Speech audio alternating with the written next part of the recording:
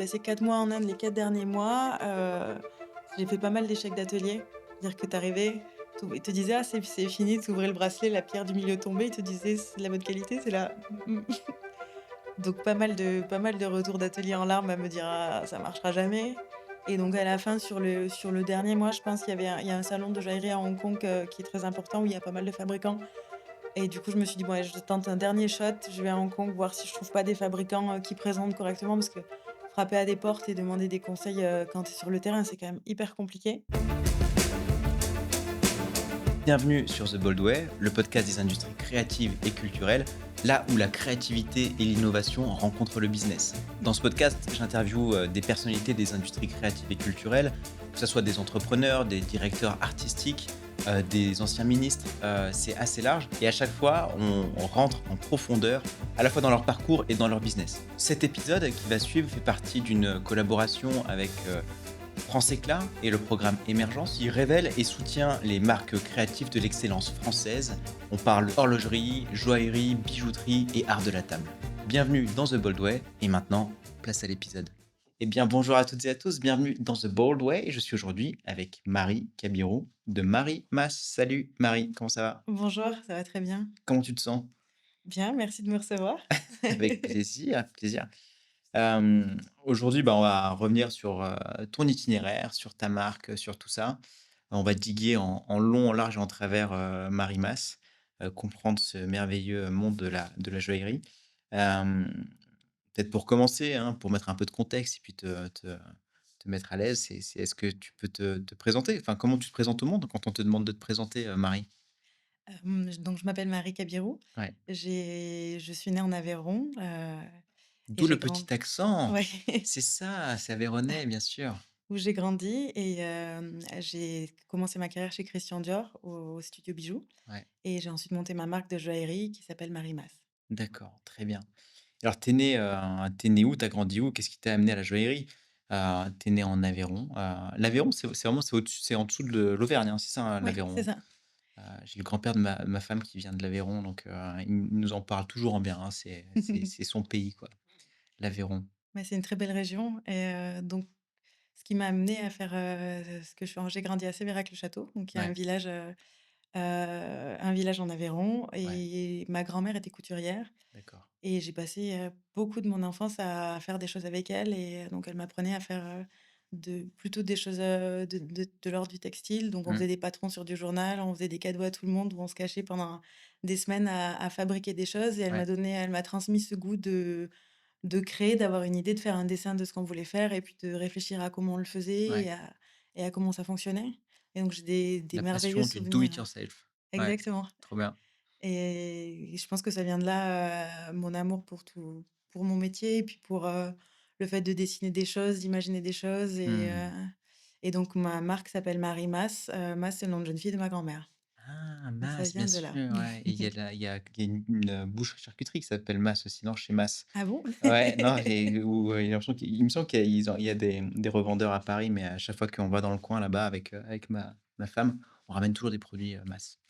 Heu, Très bien, donc c'est 2 univers différents, la boucherie-charcuterie et la Clairement. joaillerie, mais en tout cas, ça a le même nom. Le mais ça ressemble à quoi ton enfance? C'est vraiment, c'est un tout petit village, c'est la Ouais, Cambrousse, exactement. donc tu fais ta primaire, ton lycée et cetera avec cette envie c'est à quel moment tu tombes dans le bijou, quoi?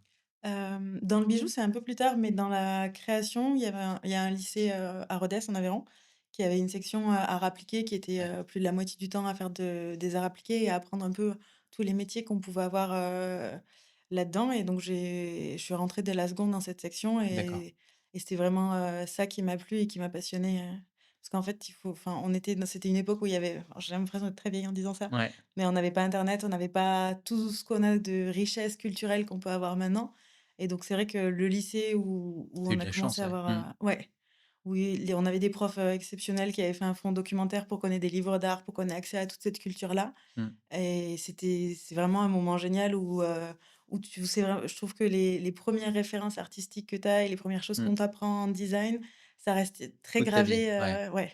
et c'était quoi alors les premières références? Ah Tu avais bah, Soulage? Non, c'est ça, à Rodez? ouais, il y avait Soulage, mais c'était pas C'est l'enfant du pays, forcément, quoi. On avait une prof qui avait une passion pour Mathieu Lehanner et donc du coup, on est tous, toute la génération et Il était déjà là, Mathieu Lehanner? il devait sortir de Il l'école, devait oui, il démarrer, devait ouais, être ouais, très jeune et dans ceux qui sortaient de l'Annecy donc ça faisait d'accord. partie de De la l'élite, ouais. ouais, Mmh, des l'Annecy, designers qui ouais, commençaient à être intéressants et donc du coup, voilà, il y a des choses comme ça qui nous ont tous un peu gravés et OK, un peu marqués et oui, c'est vraiment là que j'ai commencé à voir que c'était vraiment ça que je voulais faire et c'était assez passionnant. trop bien, OK et donc à un moment donné, tu décides de monter à la capitale, non? Tu fais quoi comme études supérieures? Jean Dupéré, Tu rentres à je fais Duperré? un DMA en textile. En fait, ça permettait de rentrer dans les 4 écoles, parisiennes, de design et de métiers d'art. Un DM en textile, ça veut dire DMA, quoi? ouais, c'était un DMA, diplôme des métiers d'art. Je crois que ça a changé de nom OK, d'ailleurs depuis et donc on apprenait c'était très créatif, il y avait pas trop de limites et donc j'ai fait ça en structure textile. ouais. Donc et en fait, dès ce moment-là, tout se transformait commençait déjà un peu à se transformer en bijoux. Donc on apprenait pas mal de techniques de textile, de tissage Mmh, et donc moi j'avais une passion, c'est que j'allais acheter des chaînes en laiton et je tressais ces chaînes et donc tout est la matière métal me passionnait, beaucoup et tout finissait par faire quand même pas mal des bijoux. OK, obsession bijoux. Ouais, mais c'est arrivé, vraiment, naturellement parce que moi je savais pas exactement vers quel produit j'avais envie d'aller Mmh, et donc en textile, ça commençait déjà beaucoup à se transformer en bijoux et après j'ai fait une licence en accessoires de mode ouais, et c'est pareil, les sacs devenaient des bijoux, les chaussures devenaient des toujours à bijoux. Duperré, hein? Ouais, toujours à Duperré. Ouais, donc dans le troisième là, à l'école Duperré, Ouais, quoi? Mmh, ouais, rue du Petit Thouars, ouais, en face de chez OFR. C'est ça, exactement. OK, très bien Exactement. et OK et tu fais des stages aussi tout de suite déjà, à l'époque où tu es à Duperré ou pas du tout? Ouais, en fait, en licence, il y avait pas mal de stages et j'ai fait des stages, accessoires, maison de couture, jeunes marques, ça m'a permis de voir plein de choses différentes et Ouais. plein de manières dont les choses étaient structurées. Parce que c'est vrai qu'à l'école, tu te rends pas vraiment bien compte de quels sont les métiers Mmh, exactement, ouais. ensuite. Et puis après ma licence, je rentre à l'IFM Mmh, et donc là, je fais un master 2, c'était un moment aussi où en créa, il y avait qu'un master 2 ouais et donc je fais un master 2 en accessoires et là, c'est quoi? C'est du design, hein? C'est là, toujours c'est du du design, design, hein? c'est C'est toujours pas du de design, business et cetera, non. c'est design, design, Ouais, design. c'est OK. toujours que du design et pareil, on fait des collections de lunettes, de chaussures, de sacs. Mmh, En fait, il y a pas beaucoup de formations vraiment bijoux, bijoux, sauf si tu repars en CAP, mais en fait, ce que j'hésitais à faire après ma licence. Mais je trouvais ça un peu dommage de repartir en CAP alors que j'avais vraiment envie d'approfondir, le design. Donc j'ai été prise à l'IFM et je suis mmh rentrée là. et il se passe quoi? Ça dure 2 ans l'IFM, non, Ça c'est dure ça? une seule année. Une seule année? Et qu'est-ce qu'on fait à l'IFM pendant un an, là? On dessine pas mal Ouais, et on dessine aussi pour des marques donc ils ont des partenariats avec d'accord. certaines marques et donc ça permet de en fait, ça professionnalise dans le sens où tu prépares un projet pour une Mmh, marque, selon les codes de la marque et à la fin, tu as une présentation, pour la marque en question. d'accord. Donc ça permet, ça a quand même beaucoup plus Mmh, dans la réalité concrète du ouais boulot que te et c'était te dur de voir. rentrer à l'IFM? C'était assez exigeant, il me semble, hein? C'était hyper exigeant, Ouais, il y avait 10 places en accessoires et 10 places en vêtements et oui, c'était très international. Je crois que je devais être la seule française de la promo. OK. Pourquoi tu as été choisie, tu penses? Je sais pas. Bah, sûrement parce que je me suis acharnée avec ce dossier, Ouais. qui a duré 3 mois où il y avait des dossiers, des vidéos à faire, déjà à l'époque, de Oui, je me présentation. rappelle, ouais, c'était hyper dur, hein, c'était très exigeant, hein. Moi, je crois que j'avais postulé, mais j'avais pas du tout le niveau et ouais, c'était hyper dur, c'était hyper difficile. Puis tu envoyé une lettre qu'il fallait pas Oui, ouvrir, qu'il fallait ouvrir devant une caméra, lire la voilà. question, répondre à la question en anglais. Tout était en anglais en plus, Mmh et tu as réussi, haut la main. haut la main, je sais pas, mais Ouais j'ai réussi. et ça t'a vraiment ouvert des portes? Tu sens que l'IFM, ça a été un accélérateur? Parce que tu as fait quoi derrière? Tu as été chez Dior? Ouais, après j'ai été chez Dior, j'ai fait mon stage de fin d'études de l'IFM Ouais, chez Dior. c'est quand même pas mal. Ouais, c'est Ça te génial. permet de rentrer dans une C'était jolie maison. incroyable, ouais, c'était OK. incroyable et donc chez Dior au studio bijoux. Et après, je me suis dit qu'il fallait que je fasse tout ce que je peux pour qu'on me garde et donc faut faire plus que ce qu'on te demande Mmh. et ça a fonctionné. Puis après Ouais, je suis restée, j'ai travaillé chez Dior, pendant 3 ans. ouais, pendant 3 ans, à l'ère de Raf Simons. Raf Simons. Ça, c'est pas mal quand même, non? Enfin, je Ah, sais pas, c'était génial. tu étais sensible à son travail? Ah, j'adorais. Ouais, tu étais fan? Puis, ouais, c'est un peu comme, quand tu commences à avoir les premières références artistiques qui te Ouais, marquent, la première maison pour laquelle tu travailles et le premier ouais, directeur artistique, c'est des choses qui te marquent, la vie, énormément, bien ouais sûr, OK et donc et l'esthétique le était géniale. et la c'était qui la directrice artistique de la joaillerie? C'était Camille Micheli. D'accord. Camille Michelet, qui était déjà là, dans les parages. Elle, ça fait longtemps qu'elle est dans le quartier, enfin, qu'elle est dans quoi, Camille Michelet, Ouais, qui est maintenant chez Pucci? Non, ouais, non, je dis une bêtise, je ouais, Pucci, crois, ouais. mais Et le OK, et c'est un gros business à l'époque, non? La joaillerie déjà, chez Dior, et ça l'est toujours? ouais et moi, du coup, pour le coup, j'étais à la fantaisie, donc c'était D'accord, plutôt ce qui était mode et en lien, c'était très d'accord. séparé, c'est pas dans les mêmes bbâtiments, on les a même, OK, tu as tous Dior les croisés joaillerie même et tu pas as ouais, Dior, qui défile en fait, exactement. donc toi tu étais avec Camille. Dans l'équipe qui défile et donc OK, on faisait, les collections pour les défilés et OK. pour les collections commerciales. C'était incroyable. C'était vraiment une super époque pour Dior. C'était cool de vivre ça, de l'intérieur. Tu, heu, tu peux nous en dire un peu plus sur les dessous de cette époque-là? Comment c'était, enfin le processus créatif, les allers-retours, les briefs, les mood boards, ça ressemblait à quoi? Et est-ce qu'elle est sympa, Camille? Toujours les questions: «Est-ce qu'ils sont Bon, sympas?» est-ce qu'elle est gentille? Parce qu'elle a l'air complètement timbrée, il faut le dire. Non, je plaisante. Oui, bah, c'était fascinant. Ouais, C'était une époque incroyable et en fait, c'est aussi fascinant quand tu sors de l'école parce que c'est aussi plein de références, plein de cultures, Raf Simons arrivait toujours avec des références plutôt artistiques.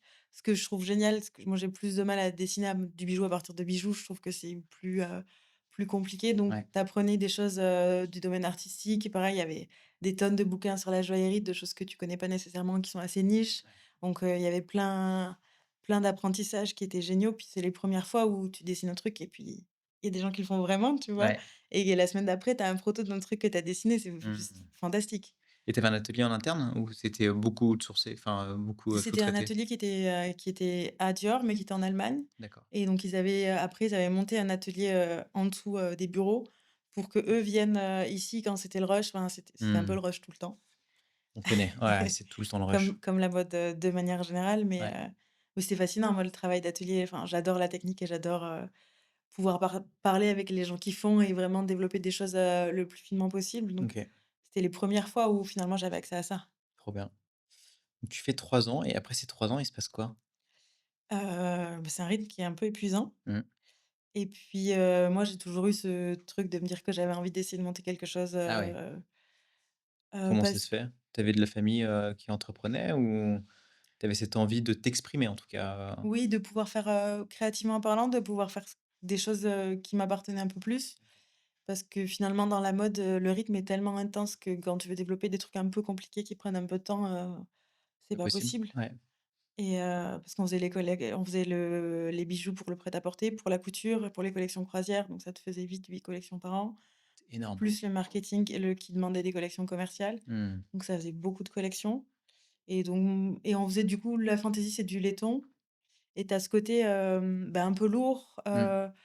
quand faut que ça aille vite, bah, tu pas le temps d'affiner, puis en fait, tu t'affines moins sur de la fantaisie que sur de la joaillerie parce que les matières le permettent un peu moins Ouais, et donc moi, j'avais vraiment cette envie de développer des techniques, de développer des finesses ouais, et puis je voyais aussi, très honnêtement, beaucoup de gens qui te disent qu'ils vont partir et qu'ils vont pas rester là, puis 3 ans plus tard, tout le monde est toujours là et donc c'est je me vrai. suis dit: «Je suis jeune, j'ai pas d'enfant, j'ai pas d'attache, c'est le Ouais, moment d'essayer» et puis si ça marche pas, ça marche pas. ouais, OK. Donc tu avais quoi, 25 ans, 26 ans? Tu étais Ouais, hyper jeune? 26 ans, ouais. Ouais, 26 ans Ouais, quelque chose comme ça. et là tu te dis: «YOLO, je lance ma marque de joaillerie». Je me suis dit ouais, je me suis dit: «J'ai envie de lancer quelque chose». Après il y a tout un process de dire: «Ben, est-ce que je fais de la fantaisie? Est-ce que je fais pas de la fantaisie?» Mmh. Moi, il y a un truc dans la mode que je trouve aussi un peu frustrant, c'est que c'est très vite, pas entre guillemets, Has-been, ouais, «consommé» ouais, et on passe très vite à autre chose ouais, et je trouve que dans notre monde, il faut aussi avoir enfin, en tout cas, moi, j'ai besoin de choses un peu plus durables mmh, et je trouvais que la joaillerie, ça a beaucoup plus de sens. c'est Personne clair. n'a jamais jeté un bijou. Ouais, Alors c'est bien sûr bien plus complexe de commencer et tu peux faire moins de pièces et donc créativement, bah, faut être plus patient aussi parce mmh, il y a plus de temps de développement, de vente et cetera. Mais je trouvais que ça avait un peu plus de sens ouais, de faire des bijoux qui finalement si ça va pas, tu les mmh, refonds c'est et clair. donc tu as un truc qui est jamais perdu, que je Mmh, trouvais assez beau, ouais, dans ce produit-là. c'est clair. Là, tu post-rationalises un petit peu et je trouve que tu vas vite en besogne, mais la prise de décision, là, comment tu la prends, à l'époque? Tu te dis juste: «Ouais, YOLO, j'ai 26 ans, j'ai pas grand-chose à perdre, je retrouverai un job plus tard», et cetera? Parce qu'une fois que tu as c'est toujours pareil, c'est quand tu es dans ce genre de maison, c'est un Mmh. peu une prison dorée aussi parce que c'est, Oui, c'est ça qui me faisait peur socialement, c'est justement. cool, ouais, c'est ça qui fait peur, mais socialement, c'est intéressant. Tu travailles chez Dior, tu travailles avec l'élite de la mode, Mmh. Camille, Raph, vous tapez dans le dos ou pas, je sais pas. Et non, mais il y a un truc quand même assez cool, quoi, de Ouais, bien de de sûr. vivre ça de l'intérieur. Alors, moi, je pense que j'ai eu un peu la même crise de sens de me dire: «OK, en fait, on fait plein de protos, ça il y en a beaucoup qui vont à la poubelle» ou et cetera et tu te reconnais pas forcément et surtout, c'était une époque, parce qu'il y a combien de temps que tu as lancé ça? On Moi, parle de c'est 8 ans. Ouais, c'est Ouais, ça. Raph Simon, ça commence à faire un bail. ouais. Il y a 7 8 ans, c'est vrai qu'on était dans une je pense que notre génération était dans une, crise de sens, en tout cas une recherche de plus de responsabilité, de sustainability et cetera. Mmh. Depuis, il s'est passé beaucoup de choses. Mais, mais ouais, tu avais c'était ce simple besoin, quoi. Donc tu te lances. Day one de Marimas, c'est quoi? Ça ressemble à quoi? Comment tu En fait, quand je suis partie, Ouais. de chez Dior, je me suis dit qu'il fallait que je me détache aussi des codes parce qu'en fait, quand tu dessines pour quelqu'un, tu sais Mmh. dessiner pour quelqu'un.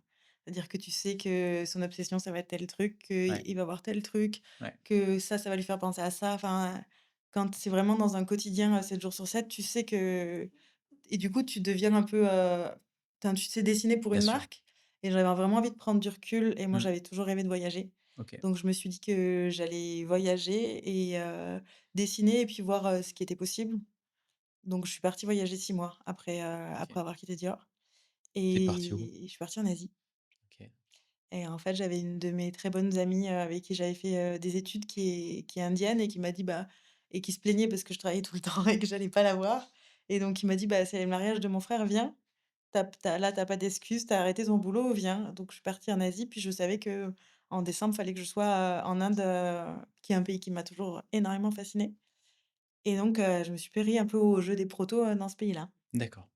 Parce que je savais aussi, Qui est un pays, où les pierres sont enfin, c'est très, c'est un savoir-faire qui est très développé, ouais, il y a une en Inde. culture du Il y a une bijou qui culture est du bijou fantastique. et de la gémiologie, ouais. Mmh. Ouais et puis enfin, il y a une culture du bijou, les mariages, ils s'offrent des parures, Ouais, c'est vraiment très ancré, encore, dans leur culture, beaucoup plus que chez nous. d'accord. Donc c'est fascinant comme pays, Mmh. les couleurs, les bijoux, OK. tout est Donc là, tu prends c'est un assez fort. aller simple pour, non, tu fais un ouais, un aller simple pour, quoi? C'est Bombay, tu atterris En où? fait, j'ai fait pas mal de pays avant et puis je savais OK, qu'après, fallait que j'aille à Bombay. Donc d'accord. ouais, elle était à Bombay et j'ai fait un des résidences d'artistes. Je me suis dit: «Là, c'est les 6 mois que je prends pour, dessiner et pour voir vraiment, de quoi j'ai envie et comment je vais m'y prendre» et OK. donc c'était une parenthèse qui était fantastique. Parenthèse enchantée. Ouais OK, et donc je dessinais, mais pas forcément que des bijoux, des portraits, c'était vraiment, assez libre, comme façon de faire et puis arrivé en Inde, la passion du bijou m'a très vite repris aux rattrapé? tripes Ouais, et j'ai OK. commencé à lancer un peu des protos dans des ateliers, voir comment ça marchait, Comment tu t'y es pris? Tu vas genre, toquer, aux portes, compliqué. Ouais, c'est pas si simple, hein? Du coup, j'avais fait une résidence à Jaipur qui est, la ville la plus connue pour les pierres OK, et donc elle m'avait en fait, ça vendait qu'ils te présentaient des gens et cetera, mais c'était pas forcément le niveau de qualité, que tu cherches à avoir. Donc j'ai fait pas mal de flops, pas mal d'essais, dans des ateliers. Je suis allée passer plein de temps chez des lapidaires, qui sont en fait lapidaires de père en fils. Donc ce qui est génial, c'est que tu t'assois, tu commences à regarder pierre, puis tu demandes un nom de pierre, puis, il va chercher, le cousin en face qui lui vend ça, qui te ramène des brutes, qui te ramène ouais. des pierres taillées. Enfin, Lapidaire, c'est quoi? C'est c'est une ceux qui vendent les pierres et qui coupent les pierres. D'accord, d'accord. Ceux qui vendent et qui coupent? Non, Ouais, d'accord, ouais, lapidaire. ouais.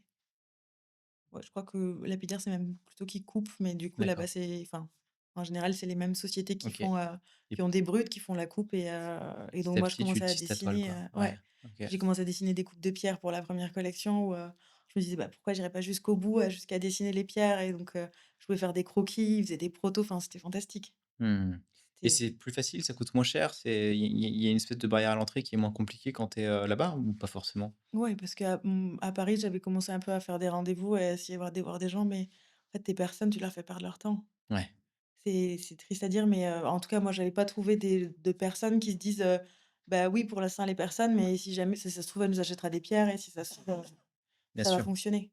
Ce Ce qui est normal, hein, tu rationalises ton temps, tu pas beaucoup de temps Ouais, mais en tout cas, là-bas, j'ai trouvé plus de gens qui m'ont montré beaucoup, beaucoup plus de choses et qui ont essayé des choses et puis là-bas, c'est les pays où ils coupent beaucoup, même pour ici. ouais. Donc en fait, tu avais les ateliers, sur place qui te faisaient des protos et qui avançaient avec toi.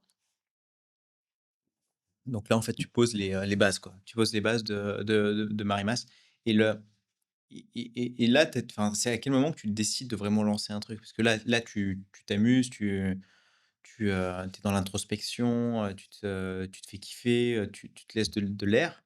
Mais à quel moment tu dis: «Bah, en fait, je vais le commercialiser, quoi, je vais en faire une marque»? En fait, j'ai toujours eu l'idée enfin, Ouais, ah, c'était ancré en toi, c'était ouais. hyper ancré de se dire: «Bah, je vais faire quelque chose de tout ça, OK. mais il faut que je trouve, les bons partenaires, il faut que je trouve, Ma patte, mon exactement ce que je créneau, vais ouais. faire», Mmh. et puis c'est très différent, entre quand tu dessines de la fantaisie et de la joaillerie. Enfin, tu as plein de trucs à toi t'améliorer aussi Ouais. sur les finesses, en fait. La fantaisie, on s'en fiche du poids. La joaillerie, le moindre demi-gramme, Te coûte une compte. fortune. Ouais. Ouais et puis compte dans le poids du bijou final et que te coûte une fortune, effectivement. Ouais, ouais. Juste redéfinis-moi joaillerie versus, fantaisie. C'est quoi la Heu, différence? joaillerie, c'est des bijoux en or 18 carats OK. et fantaisie, ça va être à partir de l'argent ou du vermeil et enfin, à mon sens, en tout cas, après je pense que chacun a Des petits ajustements des dans la petits définition. ajustements OK, mais ouais, joaillerie, c'est plutôt tout ce qui est or. d'accord et ensuite les pierres, c'est que des pierres précieuses? Ou pas forcément? Ça peut être n'importe quelle pierre? Précieux et semi-précieux, ouais. D'accord. Le précieux, c'est quoi? C'est le diamant, et le Diamant, émeraude, saphir et rubis d'accord et le sont semi-précieux? considérés comme précieux et toutes les autres pierres, sont considérées comme semi-précieux. D'accord, OK, Pierres fines. OK et donc toi, tu sais tout de suite, ça va être de la joaillerie, ça va pas être de la fantaisie? Ouais, en fait, je me suis assez vite décidée sur le fait que j'avais envie Pourquoi? que Ouais, ça soit durable et que ce soit vraiment quelque chose qui se passe de génération en génération. d'accord.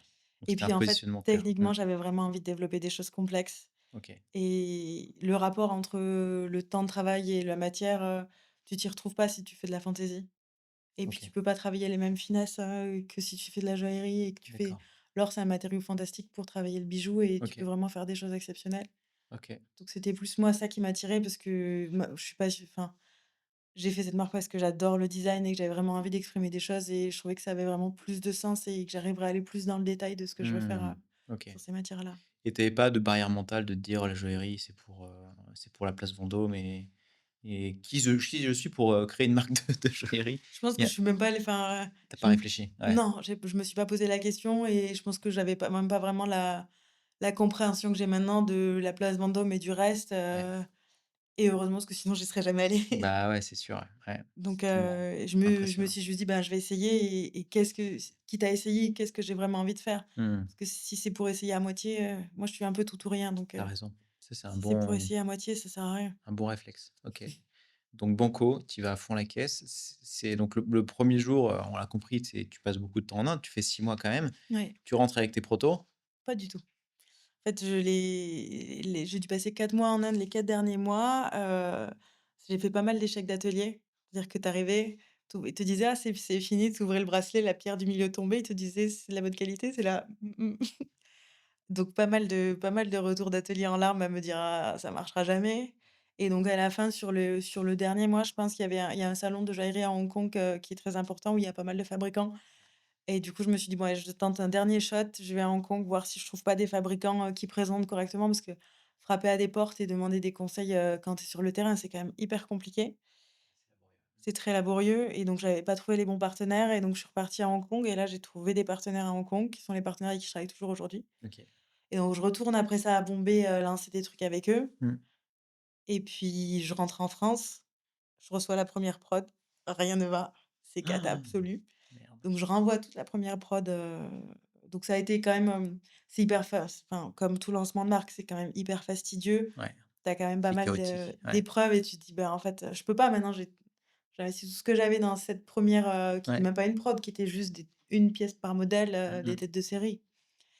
Donc j'ai refait tous mes modifs, j'y suis repartie, ça a été quand même, laborieux pour arriver à avoir la qualité que je voulais, pour être capable de la commercialiser. Et comment tu as réussi à avoir la qualité?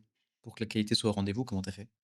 C'est Je à suis force retournée, à de force de s'accrocher, ouais, ouais, il faut de pas s'accrocher. accepter, de dire: «C'est pas En comme fait, ça». si tu fais un truc si on te rend un truc moyen et que tu acceptes, pourquoi s'embêter à faire un truc génial? Bah, oui. C'est un peu ça, c'est un peu après c'est un peu avec tous les ateliers, de manière C'est générale, l'exigence, ouais. c'est l'exigence. Si Mmh tu mh. laisses si ça passe pas, bah, ça passera jamais donc s'ils se rendent compte que ça passera pas, bah, OK. ils s'améliorent et puis toi, tu leur dessines, des choses qui peuvent s'améliorer Ouais. et il faut vraiment être derrière pour que ça et encore aujourd'hui, en fait, OK. finalement, Ton produit au début, parce qu'au début tu mets Marie Mas, Marie on l'a compris, c'est ton prénom, Mas, le nom de famille de ta grand-mère.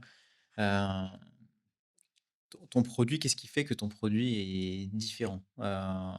Comment tu, intellectualises un petit peu ta marque? Comment tu enfin, qu'est-ce qu'elle dit? Tu te fais une plateforme de marque? Quelle histoire tu racontes et cetera, dès le démarrage, quoi? Enfin, c'est comment tu te projettes dans cette marque?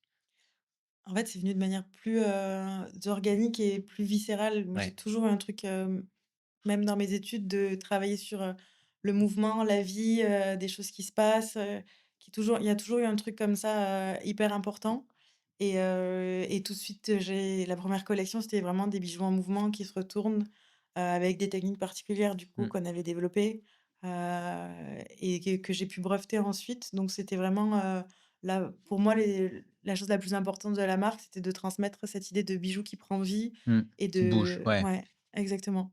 Et c'est ça vraiment l'ADN, toujours aujourd'hui dans les collections. d'accord.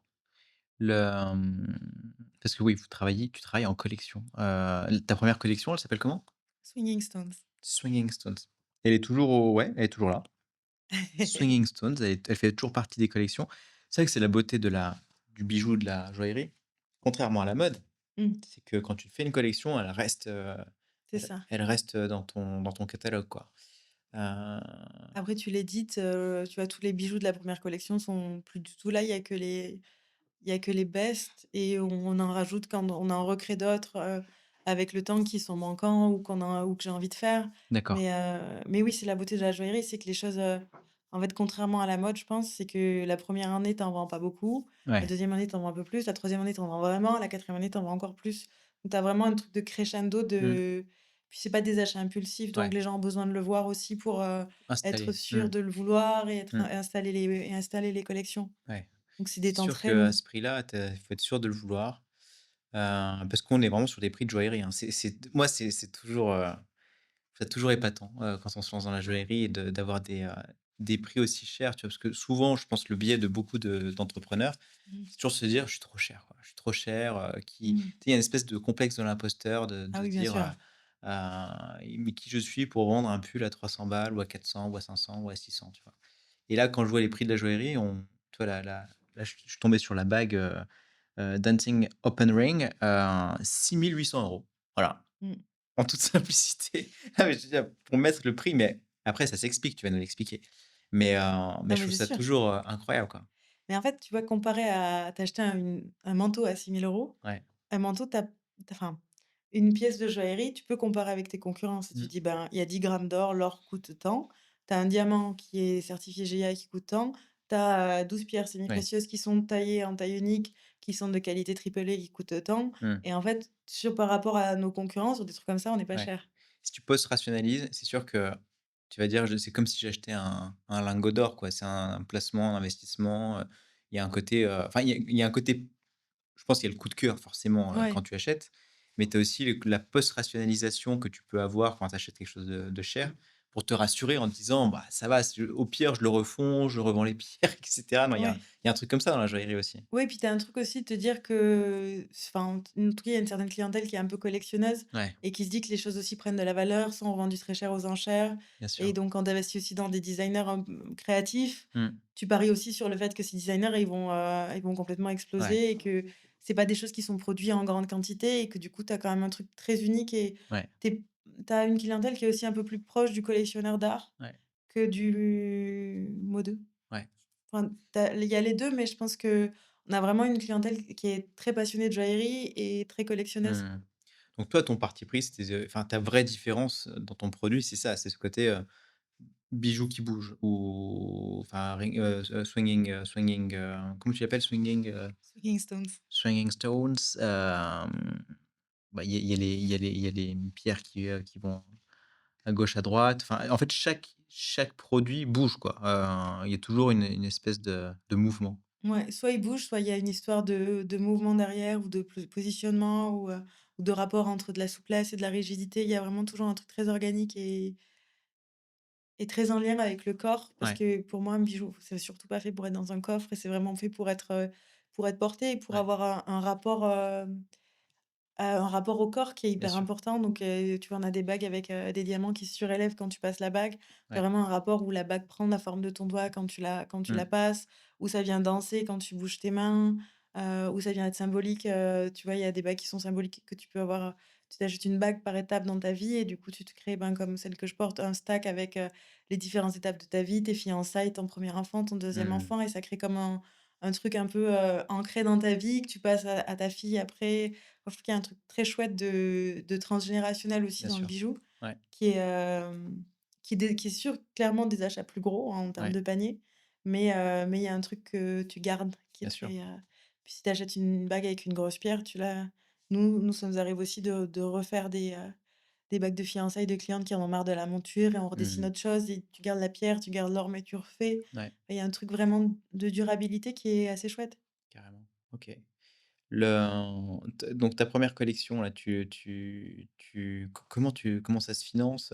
Tu fais une pièce de chaque, donc ce qu'on appelle une Mmh. tête de série, en sachant que le modèle de distribution de votre univers, c'est quoi? C'est tu vends sur ton site, mais tu as aussi des histoires de salon, tu as des revendeurs et cetera. Que Ouais. explique-nous, quelle était ton approche toi? Parce que finalement tu étais, nouvelle dans le business, tu étais une newbie, donc Oui, oui, tu as appris clairement. tout ça sur le tas. Heu, Ouais. une fois que tu as ta collection, qu'est-ce que tu en fais? Bah, tu cherches comment la commercialiser. En fait, moi, j'avais aussi la difficulté de pas avoir, mon entourage qui allait m'acheter mes bijoux. Donc il fallait que je trouve, bah, Ah oui, des c'est sûr que revendeurs là, qui il ont faut avoir des tontons le qui soient très riches, quoi. ouais, c'est beaucoup le cas dans la joaillerie. C'est beaucoup quand même des métiers de père en fils et Ouais, donc bah, moi, j'avais pas du tout ça, mais c'était très bien parce que ouais. enfin, tout s'apprend. Donc j'ai fait passer des jours et des nuits à chercher, à trouver les bons vendeurs, à envoyer des mails. Hem, Là, tu y as été toute seule, ouais, en mode solo du ghetto, je suis j'envoie des restée emails. solo du ghetto pendant très longtemps. OK. Je pense que je suis plus solo depuis début d'année dernière, j'ai dû rester solo 5 ans. Ah ouais, Ouais. toute seule. En fait, ta prod te coûte tellement cher Mmh. que tu Tu peux plus rien. Ouais, soit tu as des employés et tu vends un truc digital et c'est super parce que tout ton chiffre d'affaires, tu peux le réintégrer tu peux te grandir des équipes. OK. Mais quand tu as l'or qui coûte tellement cher et les pierres, ça a des valeurs et en plus qui sont en train de grimper. Ouais, Donc finalement, tu es obligé d'investir dans ton stock parce que c'est ça que tu vends ouais. et donc bah, du coup, Tu as plus de tu apprends à faire plein de trucs, quoi. du coup, tu manges des pâtes et du riz et Exactement et tu développes des skills que tu aurais jamais pensé. incroyable, OK.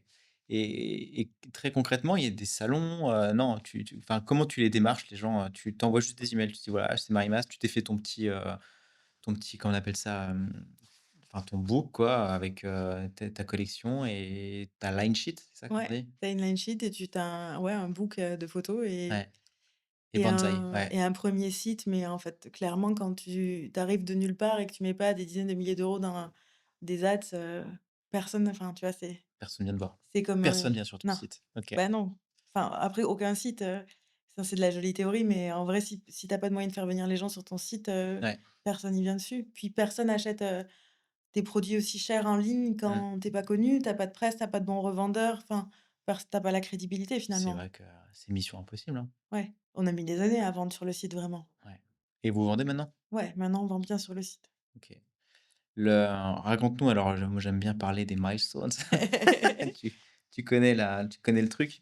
Hem, les milestones de Marimas, c'est quoi? C'est quoi les moments où ça switch, parce que je trouve que ça fait vraiment, chercheur d'or, quoi. C'est l'exploration, d'un monde que tu connais pas trop. C'est comment je crée une marque de joaillerie, c'est quoi le 1er pas, les premiers sommets que tu arrives à gravir? Les premiers pas, c'est d'avoir des premiers clients, finalement, parce que c'est ça Mmh. qui est hyper Ouais, compliqué. Donc dès que j'arrive à avoir un rendez-vous, je me déplaçais, mmh. et le premier vendeur que j'ai eu, c'était Matches Fashion à l'époque. Waouh! Putain, c'est ouf! Ouais, mais je me crois que je me rendais pas non plus compte parce que j'avais aucune, Bon, bah, enfin moi je suis depuis pas ils ont fait client faillite, moi mais je suis pas client du luxe, donc je ouais, savais pas qui étaient ces acteurs. Enfin, tu vois, j'ai vraiment ouais appris sur le tas, de manière un peu novice et comment tu les et chopes, Matches Fashion? bah, je me dis: «Je vais à Londres, c'est le plus près», j'appelle tout le monde, j'envoie des mails, machin. L'acheteuse me dit: «Ouais, super, j'ai envie de te voir» et puis elle me prend des pièces, Elle t'en donc prend c'était le combien? premier. Après ouais, elle m'en prend, une dizaine, tu vois? De quoi? De plusieurs De références? 2 de plusieurs chaque, références. Non, en parce que fait, tu encore en joaillerie, c'est même pas 2 de chaque, c'est un. ouais, c'est ça. Tu pas de tu enfin, ou tu très peu ou alors, de boutiques qui vont te dire: «Je t'en prends 5, j'en vendrai 5». Ils OK, vont te prendre une référence de chaque et puis éventuellement faire tourner pour avoir ce côté un peu exceptionnel d'avoir différentes pièces et que tes clientes, elles aient l'impression qu'elles aient vu OK. un truc unique. Enfin, il y a un truc Mmh. beaucoup moins dans la quantité que OK, ce que tu as dans la mode OK. et donc ça a été le premier vendeur qui m'a fait confiance. D'accord. Ils t'ont acheté en ferme? Mmh mh. Ah non, c'est consignment. Ouais, Ah les le salauds. terrible de la joaillerie, c'est aussi ça. Donc en fait, tu peux pas vraiment travailler avec. Tu as des boutiques qui achètent, ce qui est mon grand combat. Comment tu arrives? Bah, au fil de l'eau, tu commences à savoir qui, ou sinon tu dis: «Non», en fait. Le problème, c'est que tu vends pour avoir 10 fois plus de revendeurs, mais je veux pas faire de confiés ou alors très, très peu sur que des trucs. En fait, c'est un confié qui a un turnover qui te vend quelques pièces tous les mois et les bonnes pièces, c'est super, mais un point de vente en confié qui te vend rien en 6 mois, tu le récupères et puis terminé. Ouais, c'est clair. OK. Enfin, après ça dépend toujours pareil de Attends ta et aujourd'hui, trésor c'est et consignment pour tout le monde? Non. la dernière Fashion Week, là, c'était vraiment de pire en pire. OK. De plus en plus difficile, Donc toi, t quand tu es une marque, il faut que tu finances ton stock. C'est ton principal, c'est ton problème. ouais. Mais en tout cas, au moins financer une pièce de chaque, histoire d'avoir des choses à montrer, des choses à faire essayer, et puis aussi de développer la clientèle en direct Ouais. pour qu'elle puisse venir essayer tes pièces et parce qu'en fait, même quand tu as un acheteur de boutique, si tu as, 60 pièces dans ton catalogue et encore qui est beaucoup pour de la joaillerie et 10 pièces en vrai, sa sélection, il les fera jamais sur les pièces que tu as en catalogue, il les fera que sur ce qu'il voit et qu'il peut mettre dans Mmh. ton plateau, qu'il peut essayer. Donc tu es vraiment obligé d'avoir des produits, physiques. Parce que c'est vraiment tu as une dimension sentimentale, coup de cœur, qui est hyper forte et que tu arriveras enfin, c'est très compliqué, les grandes théories d'entrepreneurs de tu fais un dessin, tu le mets sur internet et tu vas le vendre. Ça ne marche pas. Enfin, C'est c'est quand même assez hyper rare. Ouais. compliqué. OK, donc ça, premier milestone, Matches Fashion, qui est en train qui c'est écrit là sur leur site, parce que je me disais que ça a fermé, mais oui, ça a bien fermé, Oui, ça Matches a fermé, ouais. et relaunching 2026. Ah bon? Ils relancent? Qui Il faut c les contacter. Ils vont OK, te mettre des j'avais pas ouais. suivi la Ça s'était bien terminé? Non, c'était ils ont payé heu, personne, non? Il y a eu une histoire, non, moi j'avais du coup, c'est comme moi j'avais Essence? pas eu assez de Mmh, roulement de collection pour pouvoir rester sur le long terme. OK, En fait, c'est des ce qui est aussi très complexe, c'est qu'ils veulent des produits nouveaux tous les 6 bien mois. sûr. Mais toi, tu peux pas financer des collections nouvelles toutes les 6 mois, en fait. Tu pas ni la bande passante pour faire tout, ni les finances pour, aller racheter de l'or et racheter des pierres donc ça a duré, 1 ou 2 ans et puis après ça s'est arrêté. Puis finalement, c'était pas mal parce que je pense que ça a pas été très sympa si tu étais en confié chez eux et qu'ils ont mis la clé sous la porte. Ouais, Donc ça c'est un des premiers trucs qui m'a aidé à me lancer OK. et puis j'ai fait, des petits salons, je me suis déplacée pour essayer d'aller voir les gens Ouais, c'est quoi les petits et salons dans la joaillerie? enfin, c'est pas des déjà, j'ai essayé de présenter pendant les Fashion Week ici, donc je louais, un petit espace pour essayer de faire venir les gens, les acheteurs des magasins qui était aussi, un gros challenge quand même quand tu pas encore de nom. Ouais. Tu avais quoi? Tu avais un petit showroom, dans Paris? Comment tu te Ouais, je louais un petit débrouillais? showroom pendant 3 jours, Pignon sur rue ou en en étage? étage, ouais. Ouais. Ouais, le moins cher qui tu pouvais Dans trouver. quel quartier? C'est quoi le quartier des joailliers? Les Enfin, en tout quartiers cas de où? bah, plutôt côté Vendôme, le plus près de Vendôme tu le Ouais, mieux. OK. Une chambre au Ritz, par exemple. Ah ouais, alors moi, je payais des cafés aux gens en bas. On se retrouve au Ritz, voilà. Non, c'est ça? Bah, tu faisais les rendez-vous, et comme beaucoup de gens d'ailleurs, hein, Ouais. au café en bas parce que l'adresse est au bon endroit et que c'est la bonne adresse, mais que tu as pas du tout, le budget d'aller louer une suite pendant 3 jours. Donc au Ça coûte début, quoi tu une commences suite au comme Ritz ça. pendant 3 jours? Surtout que quand tu fais un showroom, j'imagine qu'ils doivent se faire plaisir, quoi. Non, bah, franchement, je sais pas aujourd'hui, mais tu dois être autour de 3 000 € la nuit, quoi. Donc c'est des bu tout est en fait, la joaillerie, tout est des budgets, donc tu es obligé de faire, aussi Des choix, des plans B. Des des plans B. plans B. Le café, c'est très bien. Ouais, plan B et donc tu prenais quoi? Un Airbnb, dans le bon quartier, hein? Comment tu t'es débrouillé pour trouver, un petit showroom? Ouais, c'est ça. Ouais, Un genre d'Airbnb, ouais, carrément. ouais. OK, Et puis après, je suis rentrée aux ateliers de Paris, donc il m'a permis d'avoir un lieu, OK. Mais c'est un peu excentré les ateliers de Paris, non? c'est exactement ce que les gens disent. Alors Bah, que c'est pas du tout? Bastille. C'est Bastille? Ouais, C'est Bastille, quand même, c'est pas hyper c'est le trou du cul excentré. du monde, désolé. pour les Parisiens. Bastille. Non, bah, ça dépend où tu es, quoi. Mais en fait, non, Non, la mais vraie question, c'est que ils vont où ces acheteurs? Ces acheteurs de joaillerie? Ils vont à Place Vendôme. ils vont dans le premier. Donc Bastille, c'est Babel-Oued pour eux. Et ouais, mais bon, quand tu commences, Oui. Et tu réussi à les faire venir quand même? tu arrives à en faire venir un peu, mais Ouais, c'est pas tous. ouais, ceux qui sont vraiment intéressés viennent. Ouais. Bah, des ça, c'est toujours compliqué, hein, en période Avec de la Fashion petite Week de faire Nespresso venir et des gens. basta cosy, quoi. Ouais. Parce que tout le monde veut les faire venir, donc Mmh. c'était Ouais, c'est toujours la une c'est la bataille, baston. mais Ouais, c'est dur. bon. Et il y a, j'imagine, comme dans la mode, des showrooms?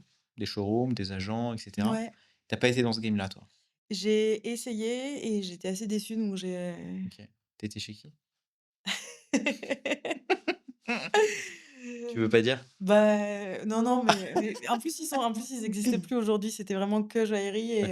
et ça a pas fonctionné assez pour que toujours pareil, parce que aussi cette problématique de conflit qui est complexe, dans ce milieu et puis, il y a toujours des showrooms qui tournent, qui existent en joaillerie et c'est très bien. Mmh.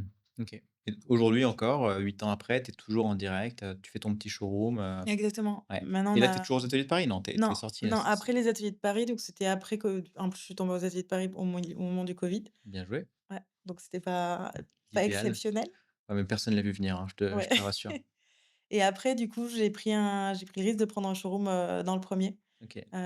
Du coup, Palais Royal, rue de Richelieu pour être, Donc là, tu as pris un dans showroom. ouais, Donc un showroom, tu as loué un endroit, quoi? ouais, exactement. OK. Pignon sur rue, non, toujours en étage? Non, toujours en étage. OK. Le pignon sur rue, je le trouve très compliqué Sur de la joaillerie? sur de la joaillerie et puis là, l'idée, c'est que, ben, on bloque, notre temps quand on a un client Ouais, et on prend du temps mais le reste du temps, on peut travailler de manière efficace. d'accord, OK. Mais c'est vrai que puis le pignon sur rue, ça veut dire double porte, ça veut dire maxi assurance, Ouais. ça veut dire, faire des travaux déjà Mmh. juste pour sécuriser l'endroit, ça veut Ouais, dire, OK. Peut-être reviens un petit peu en arrière sur les milestones parce que là, tu vas vite en besogne. ouais, c'est vrai. Ça y est, tu as un showroom, tu as réussi, quoi. Enfin, Ouais, ça, c'était c'est un super milestone ouais, de prendre un mais ça arrivait bien plus tard. Donc reviens à Matches. Là, tu étais à Matches. ah oui, Il on s'est a passé parlé beaucoup de de choses. ouais, il s'est passé pas mal de choses. Dans les milestones, ouais, les ateliers de Paris, ça a été Ouais. un beau milestone pour Co avoir un premier endroit, finalement. comment est-ce qu'on rentre aux Ateliers de Paris? Pareil, Ouais, des dossiers oral et sélection. ouais. Et ils ont kiffé? Qu'est-ce qu'ils ont kiffé en toi? Qu'est-ce qu'ils ont aimé en toi? Ouais, je pense qu'ils ont vu Le produit que était cool, quoi? ouais, que le Ouais. produit était cool et que ça commençait à marcher. Mmh. Ça veut dire quoi que ça commence à marcher? Tu peux nous parler un peu des différents chiffres d'affaires? Je me rends pas compte, en termes de business que ça Bah, ce je que sais ça même peut pas faire. s'ils regardent, les chiffres d'affaires parce que c'est un positionnement entre les 2. C'est entre te dire que tu as envie d'avoir quelqu'un que tu aides à grandir, mais à Mmh. la fois, il faut qu'il soit juste capable de payer son loyer. Ouais. Enfin, c'est assez, ce qui est normal, hein. Et ça coûte quoi un loyer, aux Ateliers de Paris? Ça doit coûter 500 € par mois Ouais. Ouais, c'est vraiment donné, ou quoi. 400 € par mois. Enfin, Ouais. tu vois, tu es vraiment sur un truc, après tu as une pièce mais c'est déjà génial parce que ça permet déjà de plus travailler chez toi. Oui. Mmh. C'est un vrai changement de cap, ouais. Ouais Mmh. et entre temps, j'ai fait aussi j'ai fait pas mal de programmes d'incubation. Ouais. J'ai fait un petit passage à Station F. Où j'ai fait un programme d'incubation à l'IFM, OK. qui s'appelait ADN IFM à l'époque Oui, je vois. et ensuite, chez Ça HEC. n'existe plus ADN? Si? Ça existe encore ADN IFM? Je suis pas sûre, non. OK. D'accord, donc dans les milestones des Ateliers de Paris, Ouais, là, tu continues à créer des collections, exactement. et à les Mais vendre à un dans chez des rythme assez revendeurs? lent parce que Ouais, finalement, tu peux pas créer autant que ce que tu voudrais, d'accord. parce qu'il faut structurer, ben, tout le reste. OK, ça veut dire quoi structurer tout le reste? Bah, ça veut dire, déjà, te faire un carnet d'adresses pour avoir les bons acheteurs. Mmh. Quand tu crées des collections, bah, il y a tu as tout ton contenu à créer qui est aussi, des investissements. Ouais. Tout mettre en ligne, puis entre-temps, bah, pendant le covid, on a refait le site. Mmh. Ça aussi, c'est un peu un milestone parce que c'est un nouveau site qui était facile à gérer et qui m'a permis de petit à petit commencer vraiment à vendre en ligne. D'accord. Ce qui était pas le cas sur le premier site que j'avais où, Mmh. j'avais Tu jamais l'avais créé réussi. sur quoi le premier site? WordPress, Ouais. Ah ouais, connerie. il y a longtemps. Ouais, WordPress, c'était, le 1er site, j'ai dû le faire il y a 8 ans, tu vois? Ah 8 ouais, ou c'est 9 ça, ouais. ans. D'accord, et après tu es passé sur? Shopify, Ouais, ouais. classique. OK, Oh, et clairement plus que c'est beaucoup plus facile à gérer, bah, c'est ouais, vrai. de ouf, et avec un thème, fait sur mesure ou non? Tu es passé par une agence pour créer le truc, En fait, j'avais une amie de Station F que j'avais Mmh. rencontrée là-bas, qui m'avait toujours dit: «Ah ton site, il est pas terrible» et qui elle, du coup, se lançait là-dedans et pendant le covid, elle m'a dit: «Bon, bah, vas-y, lance. c'est calme, viens, on refait Mmh. et grâce heureusement qu'elle m'a mis un peu des coups de pied pour refaire ce site et donc pendant le covid, on a refait le site, de A à Z, à toutes les 2 Mmh. en visio et c'est comme ça qu'on a eu le nouveau site, ouais. D'accord. Le c'est quand même un game, assez ouf de se dire, «Je vends un bijou à 5, 6, 7, 8, 10 000 sur internet». Comment est-ce qu'on fait ça? Ça me paraît lunaire, hein. C'est assez compliqué à craquer même, enfin même pour nous aujourd'hui, parce que en fait, on a des gens qui ont les moyens et qui nous trouvent, Mmh. mais quand tu leur demandes comment ils t'ont trouvé, ils te répondent internet, donc Large. très large. Non, mais d'ailleurs, mais comment est-ce qu'on fait de l'acquisition, là? Ils t'ont vu dans une boutique, c'est de la presse? Ah, j'ai vu que vous avez il y a un gros business de célébrités aussi, non? Il y a un truc On d'être commence vu à sur des faire un peu, célébrités? Ouais, ouais. OK, Et ça, c'est assez récent, ça fait, en fait, il y a les 2, il y a des célébrités qui achètent, elles, en direct, donc qui portent nos bijoux parce qu'elles les ont achetés et on travaille aussi avec une RP qui travaille avec des stylistes et qui permet d'avoir ces placements-là. OK.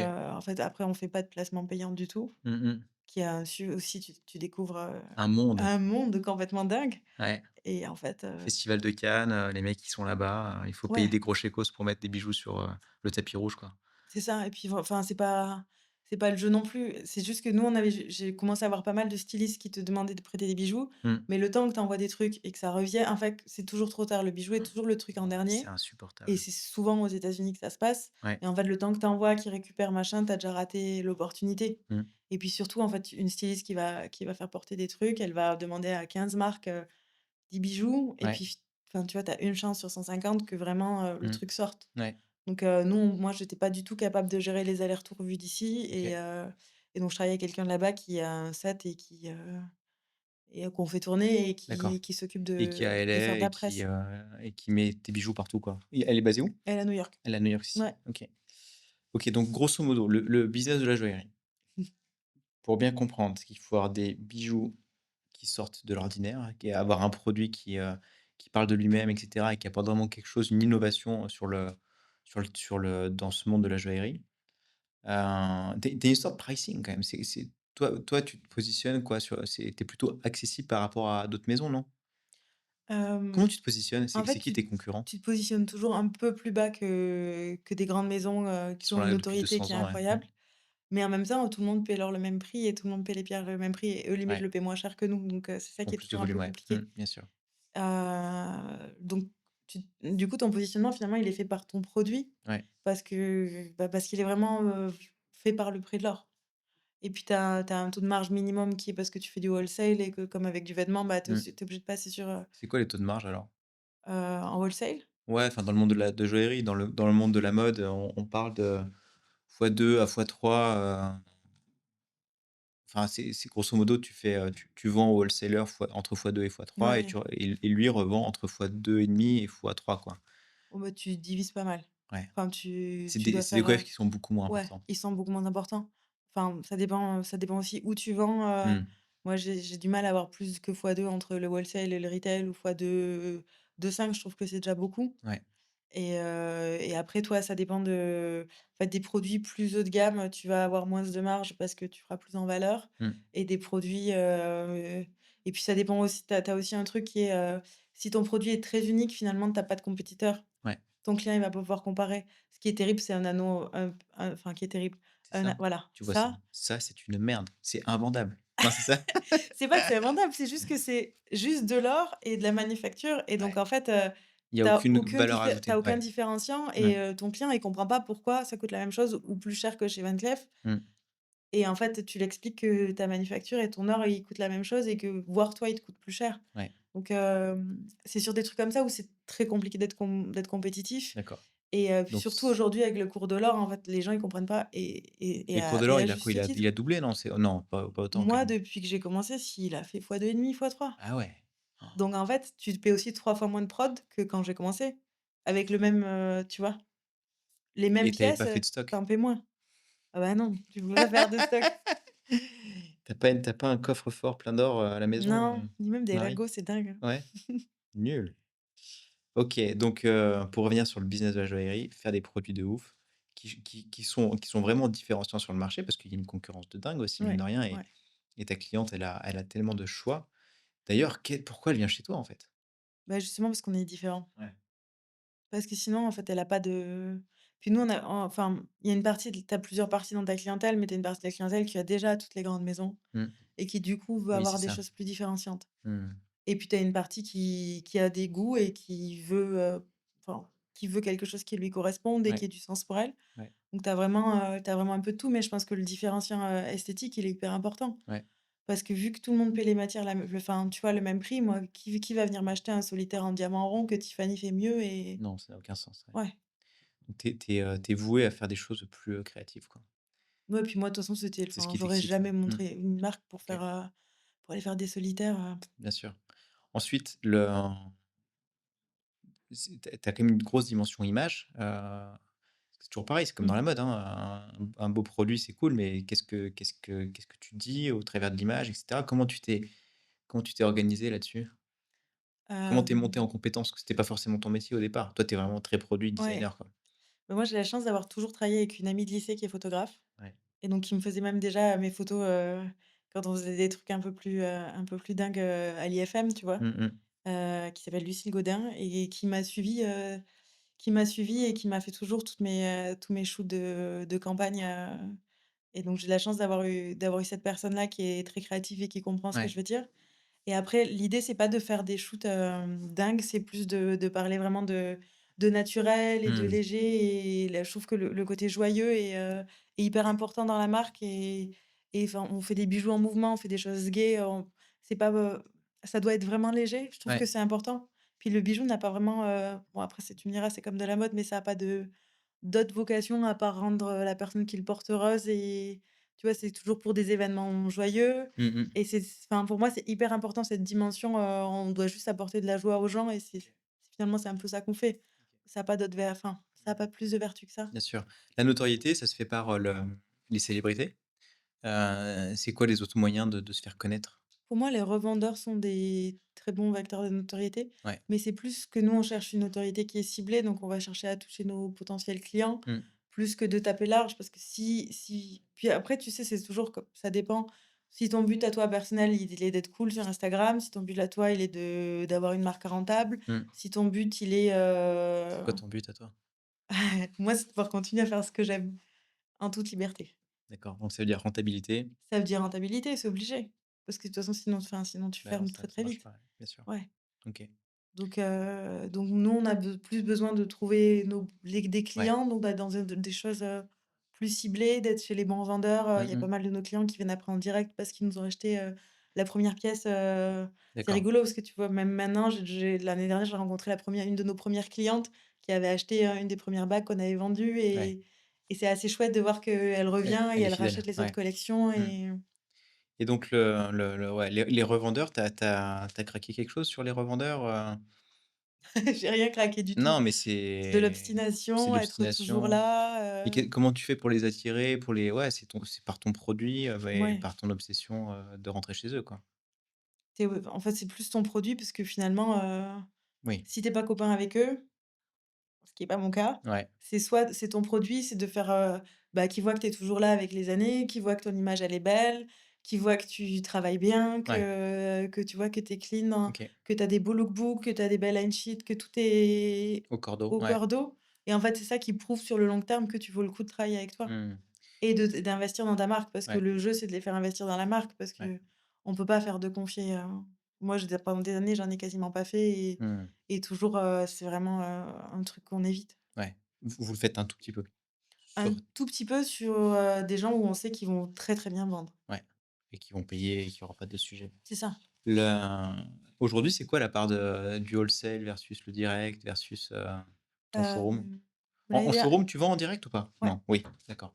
Donc c'est sur rendez-vous, on vient, c'est chez sur toi et rendez-vous, cetera. ouais, Mmh. voilà et donc on devait être à 70 wholesale l'année dernière et là, je crois qu'on est bien descendu. On a fait beaucoup de directs cette année, OK. donc on doit être peut-être à moitié-moitié. 50-50, Ouais, 50-50. OK. ouais, C'est bien. Enfin, ouais. c'est cool.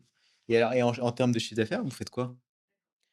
Ça, c'est quelque chose que je partage Tu partages pas, pas? OK. ouais, pas Mais nécessairement, c'est quoi? C'est des millions ou c'est non, on des n'est pas centaines de encore milliers à d'euros? Ouais, des millions, OK. mais 1 million, entre 1 et 5. OK, là. la l'acquisition, revenons sur les comment est-ce qu'on fait, une marque de joaillerie qui cartonne. Tu m'as pas vraiment dit comment vous avez craqué le truc de vendre des bijoux sur internet, quoi? En fait, c'est le temps, c'est toutes les petites choses que tu mets en place dans le Mmh. temps qui font que ton client, il a confiance en toi. Ouais, C'est-à-dire que si ton client, il est américain, tu es chez Bergdorf Goodman, tu es chez, nous, on est chez Just One Eye à LA, qui sont des endroits assez iconiques pour cette clientèle-là. On est chez Moda Operandi en ligne, donc le client, il voit qu'on est dans les bons endroits où il fait son shopping, donc il peut nous découvrir comme ça. ouais, Il va sur notre Instagram, il voit qu'on est porté par des célébrités, qu'on est dans des endroits sympas, qu'on fait des choses chouettes, qu'on a un showroom à Paris, que tu vois?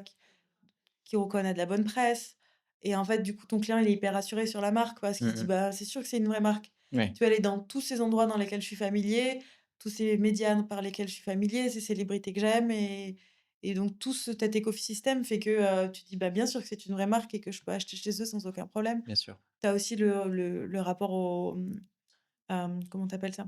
Au service, dire que si tu nous écris sur WhatsApp, on te répond dans l'heure Mmh. et donc du coup, tu as confiance parce que tu sais que tu as quelqu'un Il y qui a te quelqu'un répond. derrière, ouais. Mmh. Donc parfois, même avant de tu as des gens super incroyables qui achètent direct, plein de produits en ligne, sans t'avoir parlé, mais tu en as aussi beaucoup qui t'ont posé des questions avant, qui ont vérifié que tu étais sympa, tu avais répondu vite, tu avais bien répondu, qui sont en confiance et qui du coup t'achètent en ligne. D'accord. Mais tout ça, c'est un process, en tout cas, Long et pour laborieux. nous, Ouais. c'est long et laborieux et c'est pour ça que beaucoup de maisons qui existent, elles existent depuis des dizaines et des centaines d'années. Enfin, c'est que c'est une confiance que tu crées, c'est un Mmh. produit qui est unique, donc les gens ont besoin de savoir que tu es là sur le long terme, Ouais, qu'ils peuvent avoir confiance en toi. bien sûr. OK. Donc c'est pour ça que tu es très longtemps tout seul au début. Ouais, et aujourd'hui, comment tu as structuré ton équipe? Aujourd'hui, on est 3 en interne, OK. j'ai une ADV, une, ADV commerciale et donc moi. c'est quoi? C'est l'assistante de vente? ADV c'est quoi? C'est assistante, Administration des ventes. administration des ventes, pardon. En fait, nous, on a pas mal de problématiques de douane, Ouais. de paquets, Oh my god. yes. Ouais. À chaque fois, tu as de la douane, à chaque fois, tu as des déclarations, donc la partie logistique, gestion de stock, elle est assez grosse finalement parce OK. que tu as beaucoup de paperasse quand tu envoies des trucs, c'est un peu puis la DV, elle nous gère aussi le contrôle qualité. Ouais. Donc on a voilà, un poste comme ça, un poste de commercial et moi qui gère un peu, D'accord, le poste de commercial, c'est quoi? C'est de démarcher le wholesale? démarcher le wholesale, trouver des partenaires, Ouais, des apporteurs d'affaires, voir d'accord. comment on peut, Oui, parce que c'est un monde avec, du showroom, des agents et cetera qui est assez bien structuré, quoi. ouais, Ouais, bah, plus tu arrives à structurer, à trouver de partenaires qui t'amènent du business, et qui fait du business. et C'est puis mathématique, ouais. et puis en plus, enfin, en ce moment, c'est quand même, un peu complexe, Ah non, dis-moi pas ça. C'est complexe pour tout le monde dans tous les milieux, c'est horrible. ouais, bah, c'est sûr. Ouais. Tu vois, nous, notre plus gros marché, c'est les États-Unis. Ça a quand même été bancal pendant pas mal de mois cette année, Mmh. où les boutiques, elles investissent pas dans des marques, européennes quand tu sais pas si tes taxes, elles vont être à 5 ou à 50. Ouais. Ouais, c'est sûr que là, ça fait du mal, ouais. Mmh. C'est pas hyper facile. Ouais, et Mais comment bon. tu pas dépendant de ce marché, toi? Eh ben, on pensait que si, mais finalement, on s'en sort quand même bien, Ouais. donc OK. on a aussi des clients américains qui viennent à Paris et Mmh. qui, du coup, trouvent que c'est plus comprennent que c'est plus intéressant d'acheter chez nous. Donc enfin, chez nous, en France et en Ouais, Europe et cetera. Donc on espère qu'il y aura aussi ce switch-là de gens qui vont se dire: «Bah, mmh, qui on va faire notre shopping, quand on part en voyage ouais. et on consomme pas ces produits-là sur le territoire». Puis tu as des gens qui vont se dire: «Bah, c'est acté, tout le monde est 10 plus cher qu'avant et c'est comme Mmh. ça». OK. Donc j'espère que ça va se tasser et c'est des marchés qui rebondissent quand même assez bien. Mais là, c'est vrai que cette année, ça a été flottant pendant pas mal de mois. Ouais. Le enfin, derrière le rideau là, qu'est-ce qui se c'est quoi le regard? On en a un petit peu parlé déjà, mais tout à l'heure tu me parlais de l'ERP, la logistique dans la joaillerie, ça ressemble à quoi? Les finances, ça ressemble à quoi? Enfin tout le back office de Marimas, c'est quoi? Bah, donc comme je te disais, on met en place un ERP justement pour, mieux gérer, toute la gestion des stocks, de la facturation. Heu, Ce que tu as aussi de différent en joaillerie par rapport à de la mode, c'est que tu peux faire des mises à taille sur des produits comme des bagues, en fait, tu as pas de taille sur, pas mal de produits OK. ou ça s'ajuste en tout cas sur les colliers, les bracelets, les boucles d'oreilles. Tu pas cette problématique de taille, mais sur les bagues, tu l'as donc c'est de savoir que, ben, ton stock, tu le prends dans une taille, mais tu sais que tu peux un peu l'agrandir ou un peu le rétrécir OK. si tu as des clientes urgentes parce que tu peux pas l'avoir, enfin, en tout cas, nous, à notre échelle, tu peux pas avoir 3 bacs par taille, Non. dans toutes les tailles, Je préfère faire plus de design que d'avoir, que 2 produits et d'avoir toutes les tailles, tu vois? Mmh mh. Donc tu as cette problématique-là aussi qui est assez quotidienne d'aller à l'atelier, de faire modifier des trucs OK. et pour pouvoir, vendre les produits que tu as. et entre le moment où tu passes commande et que tu reçois le produit, tu il te faut combien de temps, toi? Moi, j'ai 4 à 6 semaines. 6 Ah, c'est semaines. long quand même. C'est hyper long. Enfin, je me rends pas compte, mais Ouais, pour nous, c'est un minimum. c'est le minimum. Ouais. OK. Donc ça veut dire que par exemple, tu as une commande sur internet, Mmh. mais tu as pas la taille. Alors soit tu refais une une, Moi, une je fais une remise à mise à taille, taille. donc c'est-à-dire que tu as 2-3 bacs de chaque modèle et tu as un minimum, enfin, tu as un fond de roulement, de ouais, de 2-3 pièces et Mmh. tu fais des mises à taille en Ouais, fonction de la taille qu'elle commande. et ça te OK permet, toi, d'être réactif parce que tu as et envie que tu ton client, il soit heureux et qu'il ait ouais son truc et la mise à rapidement. taille, tu mets combien de temps pour la faire? Alors nous, on a des super ateliers à côté de chez nous qui peuvent Juste nous à la côté de faire chez vous? en un OK, jour s'il y a besoin, OK, mais en général, ça prend plutôt une semaine. OK. Si on a un client qui repart et qui veut partir avec son produit, on essaie de faire en une journée ou 2. D'accord et ça, les gens l'entendent? Oui, ça fait partie de la joaillerie, quoi. Je t'avoue que je suis pas client joaillerie, tu l'auras compris, mais ouais, c'est commun, quoi, je veux dire. De faire des mises à taille? Ouais, Ouais, clairement, même dans les grands groupes, personne peut garder des stocks par taille sur toutes les tailles, OK, les stocks sont tellement lourds sur de la joaillerie que le client entend qu'il peut y avoir de la modification et que c'est OK. Et le client entend aussi que tu puisses avoir des délais, il y a des choses où des fois on a des commandes et on n'a pas le stock a été vendu juste avant, machin, OK, on n'a pas les bonnes tailles, les gens peuvent attendre 6 semaines. OK, Parce que c'est un produit qui va durer. bien sûr.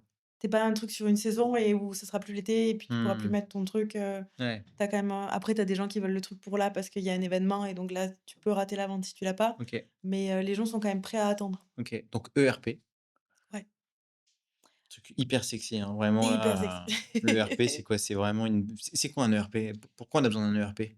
Nous, on en a besoin pour gérer nos stocks, Ouais, notre livre de police qui est ce dont on a besoin pour la c'est quoi douane. le livre de police? Ça permet à ce que la douane c'est une réglementation très, très OK. française qui permet à ce que la douane puisse venir chez toi, Encore un truc, très, très français, c'est génial. qui est pas là pour nous faciliter du tout la vie, mais Ouais, donc la douane peut venir chez toi et te demander ton livre de police et vérifier ton stock, donc OK. tu dois être, hyper réglo sur ton stock, ce qui est très bien et ce Mmh. qui est nécessaire aussi, puisque Donc en ça fait, donc le livre de police, et ton ERP permet d'avoir une visibilité, in instantanée de ce que tu as en stock, ouais, ce qui est transféré, ce qui est envoyé et cetera, quoi. et puis tu dois savoir exactement le poids des pièces, le poids d'or, le poids de Mmh. pierre, le poids total. OK. Tu dois avoir vraiment un gros détail sur tes Mmh pièces, mh.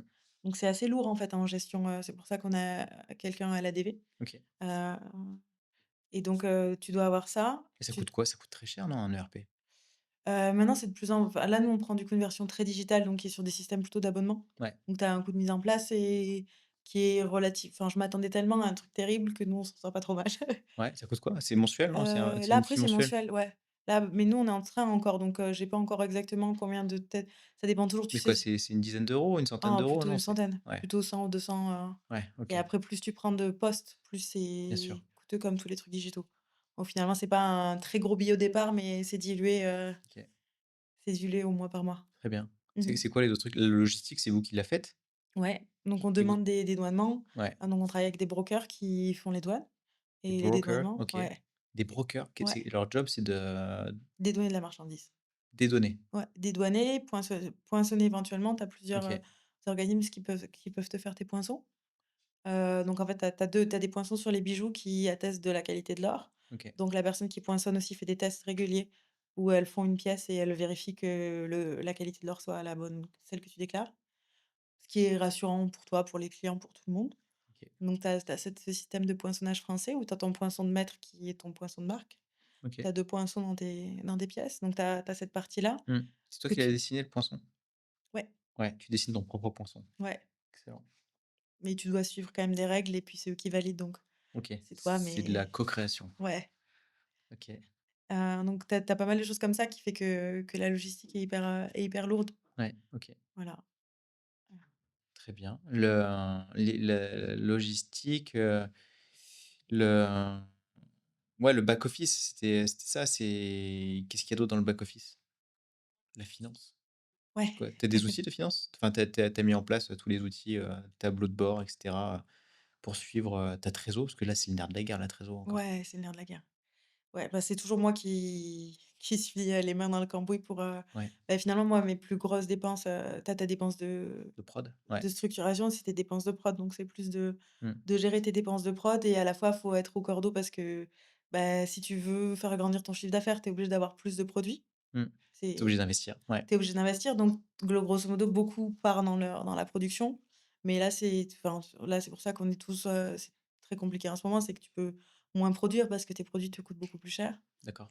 Heu, Et alors là, c'est quoi la stratégie dans ces moments un peu, laborieux où tu as une demande qui est sans doute moins forte, une augmentation des matières premières, c'est quoi? C'est on réduit la voilure, on fait moins de produits, comment on se démerde parce que là, c'est l'effet ciseau, on peut pas à un moment donné, c'est mathématique, quoi. Bah, là, la chance qu'on a, c'est que la demande n'est pas moins forte. On arrive quand même à avoir des clients, on arrive à grandir notre chiffre d'affaires. OK, Mais c'est juste que pour pouvoir avoir plus de clients, on a besoin de plus de produits aussi. Donc, plus tu as de produits qui sont visibles et plus tu as de nouveautés qui sortent, plus tu grandis ton chiffre d'affaires et plus tu as de OK, clients. Donc, l'idée, c'est d'arriver à avoir plus justement, à continuer à produire et à faire que ça arrive à passer finement dans ta trésor pour que ça continue, ouais. et puis à faire des prêts bancaires comme tout le monde. Mmh. Ouais, comment est-ce qu'on finance, une marque de joaillerie, c'est ça? Les prêts bancaires? Ouais, OK. Ils vous prêtent plus ou moins facilement, j'imagine. pas Comment tu t'es nécessairement démerdé toi? facilement. Tu fais la tournée de toutes les banques, tu vas voir des brokers aussi? Je f ouais, je fais un peu la tournée c'est un peu la tournée des banques, ouais. Ouais. Ouais, ouais, Et ouais. ils financent, ils financent, Ah, les marques de je te dis joaillerie? pas que c'est facile. Non, Non, pas je parce pense que c'est que pas bi va bien plus dans la facile que de mode, la mode. c'est très compliqué, Mais je pense en fait, ils comprennent pas ce que je trouve assez frustrant, c'est que tu investis, mais tu as du stock. Donc en fait, s'il y a quelque chose, tu peux toujours refondre. Mais ils comprennent pas nécessairement cette dimension-là. mmh, Donc tu as quand même pas mal de trucs à essayer de débloquer, c'est toujours compliqué. ouais. Ça reste quand même très compliqué. C'est pour ça que c'est très compliqué à financer, que tu restes longtemps tout seul et que tu vois, chaque pièce compte. Mmh mh. Tu vois, au début, on me disait: «Bah, tu portes pas tes bijoux». Je suis là: «Je vais pas les rayer». Enfin, tu vois, tu en Ouais, as un de je chaque veux les pièce vendre, ouais. Bah, par et contre, tu maintenant, tu dois en as plein, donc ça tu as réussi, quoi. ouais, bon après maintenant on repolie. On repolie facilement. C'est vrai, là, tu portes que des bijoux à toi? Ouais, Donc tu as comment on appelle ça, les oreillettes, des Zircuff, des hair cuffs? ouais. OK.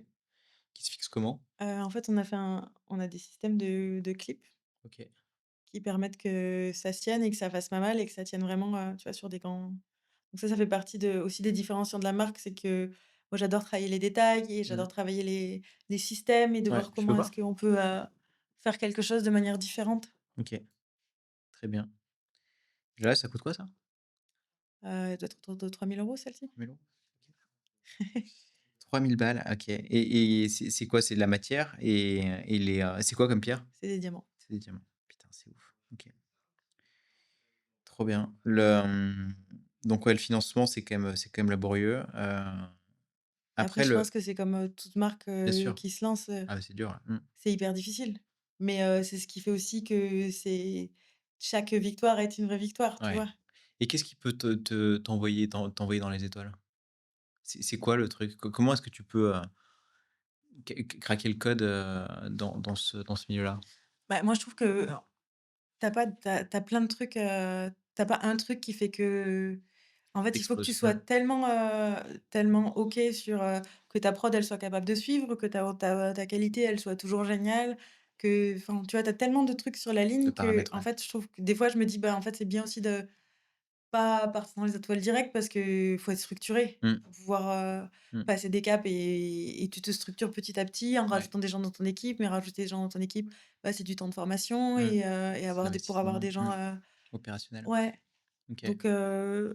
donc ce qui peut te faire, c'est de faire plus de com, Ouais. d'avoir des collections qui fonctionnent de mieux en mieux et je trouve Mmh. que ça marche, enfin, ces dernières années ont été super et ça marche de mieux en mieux. Mmh. Donc on est toujours en croissance et c'est chouette de petit à petit, tu rajoutes des gens dans ton équipe Ouais. Donc il y a pas eu de phase d'accélération et ça a vraiment été crescendo? Il y a pas eu un moment de basculement où tu as vraiment, craqué le truc, quoi? En fait, c'est vraiment ouais, Petit à chaque petit? année Ouais, ça tu vois, il y a quand même des années où on arrive à doubler des chiffres donc ouais. c'est quand même des bonnes années et on s'en sort bien. Mais ouais, c'est crescendo et c'est, tout ce que tu fais sur tous les plans Mmh. qui fait que tu grandis et que justement ça fait pas boum boum. Ouais. C'est que ça continue comme ça. C'est Mmh. ça aussi qui est compliqué, c'est Bien sûr, de pas faire un produit qui se vend bien d'un coup et tu en vends un tu les vends pendant un mois et puis après tu vends plus rien. c'est clair. C'est de petit à petit de toujours arriver à continuer, parce que la récurrence en joaillerie, elle est pas énorme. Non. Enfin, Ah ton bah client oui, qui va s'acheter, il y en a, mais c'est pas qui va s'acheter, des bagues tous les mois ou 2 fois par an, qui va s'acheter de la c'est joaillerie. exceptionnel, ouais. Mmh. Il y en a un petit peu, mais c'est pas le commun des C'est pas la mortels. norme. Ouais. Non. Donc il faut toujours chercher des clients, il faut toujours se renouveler, il faut toujours, développer finalement. Mmh mh. Donc c'est chouette d'arriver à grandir même en étant toujours en train, dans ce processus-là. C'est Ouais. pas comme un t-shirt ou de la mode où tu vas les Bah, gens qui aiment la taux de mode, ils vont rachat s'en énorme, ouais. racheter toutes Mmh. les saisons et t'as un truc où tu peux vraiment avoir de la récurrence sur tes clients. Mmh. Là, tu peux en avoir, mais quand même beaucoup moins que sur un produit, OK, avec un prix d'entrée plus facile. OK. Trop bien. Tu as fait des grosses boulettes? Oh, je pense que j'en ai fait plein. Ouais? Non, mais des trucs qui ont failli te flinguer, quoi? Ouais. Qui ont enfin, il y a un moment où j'ai failli arrêter, mais c'était pas une boulette, c'était la naissance de mon fils. Qui sont des C'est une moments grosse boulette hyper si c'est difficiles, hein, en entrepreneuriat parce que tu arrêtes tout et et tu ouais. plus tu tout seul donc quand tu es tout seul et que tu arrêtes, puis moi, en plus, je m'étais cassé l'épaule, dès que j'ai repris le boulot donc je pouvais plus taper, porter et tout ça. Oh my Donc god. j'ai eu un moment où j'ai failli arrêter, ouais. Ouais. C'était quand ça? Le premier il y a Ouais, 3 ans? il y a 3 ans. OK. C'est Ouais, vrai que c'est le premier truc dont on a parlé ouais. quand on s'est vu tout à l'heure, c'est qu'on est à peu près au même, niveau, ton grand a 3 ans, le mien aussi et ta fille a 6 mois Ouais, et ma fille a 1 an, elle vient de fêter ses 1 an et c'est vrai que c'est dur. Non, mais d'être entrepreneur et d'avoir des enfants, c'est vraiment chaud. ouais, ouais et Comment puis tu t'es démerdé? ah bah, j'ai de la chance d'avoir un amoureux qui a beaucoup cru et qui m'a dit: «Non, on n'a pas le droit de lâcher, dans 6 mois. Ouais, Continue encore 6 mois, on tient 6 mois ouais. et si dans 6 mois on voit qu'on n'y arrive pas, on en reparlera». Mais et donc on a tenu 6 mois, on a eu des très beaux clients, qui ont été un peu des clients miracles et qui ont permis de relancer la machine Mmh. mais c'est vrai que quand tu t'arrêtes et que tu es tout seul, bah Bah, le travail n'avance pas, ça n'avance pas. tout Ouais. s'arrête et puis du coup, ben, tu es moins désirable et puis tu fais moins de com et puis tu fais pas de nouvelles collections, Mmh. parce que du coup, tu fais moins d'argent donc tu peux pas sortir de plus de choses. Enfin, Mmh mh. tout est hyper lié donc pour te faire tourner la machine pour relancer la machine quand elle s'est quasiment arrêtée, Ouais. hyper difficile. Mais c'est vrai que personne n'en parle de ça. C'est bien que tu en parles. Comment est-ce que tu aurais pu anticiper à un moment donné? C'est anticipable ce genre de choses ou rien ne prépare à ça, en fait? Et en fait, Heu, tu peux pas, tu te dis: «Bah, faut que tu formes quelqu'un pour te remplacer» mais en fait, tu déjà à peine la trésor de faire tenir la marque et de ouais. payer ton loyer, enfin, tu vois, tu as des Mmh choses à mh. faire tenir et tes assurances et tes machins, tu as quand même des frais fixes qui sont gros. Ouais. Employer quelqu'un comme DG remplaçant, déjà DG, vous avez vu les les lignes de coûts.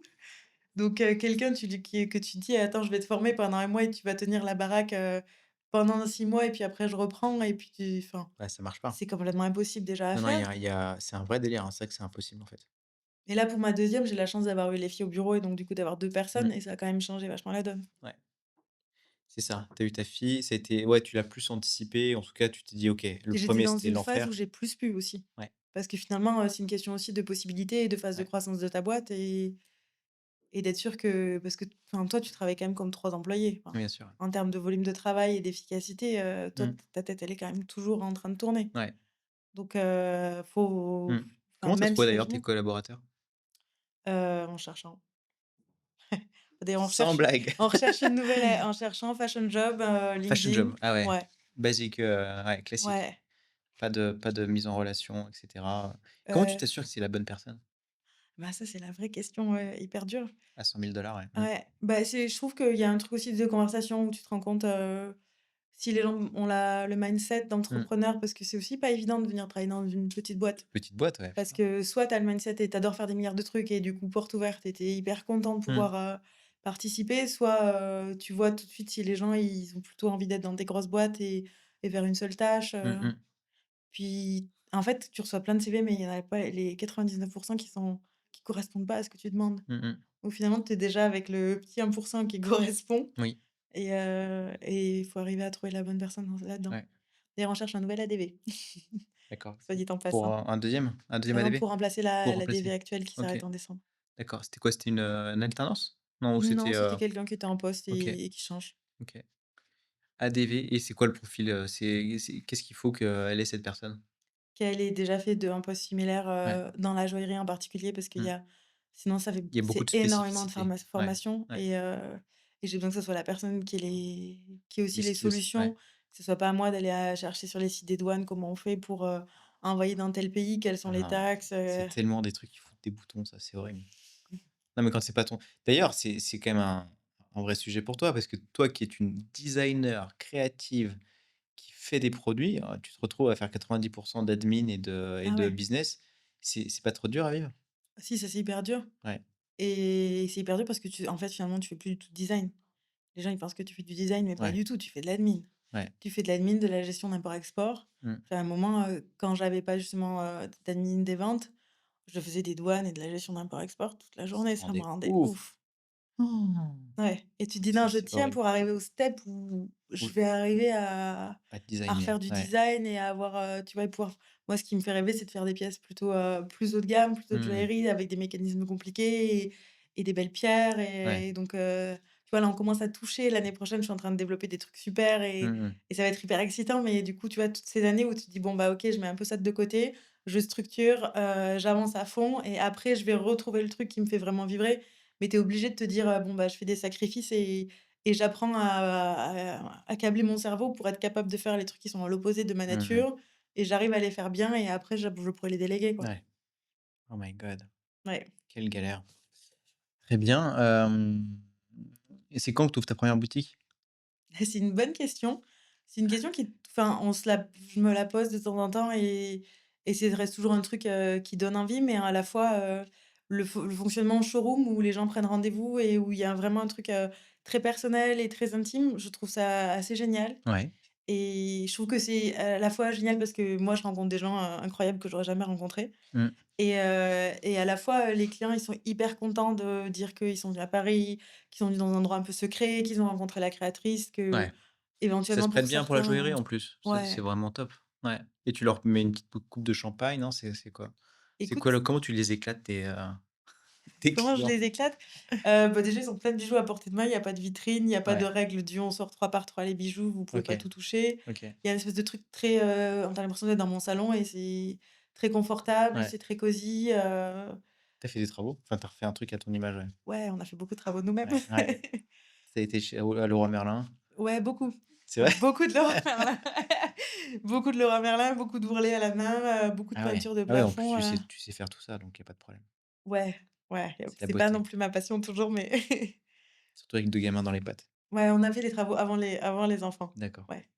Et puis, mon mec venait le soir et m'aidait à repeindre le plafond, bah, Mmh. Mais c'était, là, tu payes quoi en loyer? Ça doit coûter cher aussi, c'est quand même un sacré investissement. ouais, bah, ouais, ouais. Nous, on sous-loue un bureau, c'est un investissement, c'est sûr. Ouais. 5 000 6 000? Non.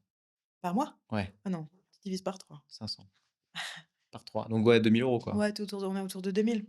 Ouais, mais tout ça fait quand même des charges. C'est tout moi, c'est toujours assez hallucinant, c'est que, tu pas fait 1 € de chiffre d'affaires, que tu as des charges, fixes qui sont colossales, quoi. Ouais, bah, après, c'est pour ça aussi que tu vois, moi, les 2 premières années, j'ai travaillé de chez moi. Ouais, bien sûr. Donc, pas du tout d'espace, tu vois? Mes placards de fringues, finalement, il y avait des packaging dedans, Ouais, tu as vécu dans le packaging et tu as de la chance. Tu fais pas je fais pas des des vêtements. planches à voile. Ah et des planches à voile aussi. C'est vrai que je on pense trop peu aux planches à voile. Ouais. Tout à l'heure, tu me parlais de brevets, ça dans la partie R&D, ouais, et barrière à l'entrée ou en tout cas, renforcement de la marque. C'est quelque chose qui coûte cher? C'est comment tu t'y prends?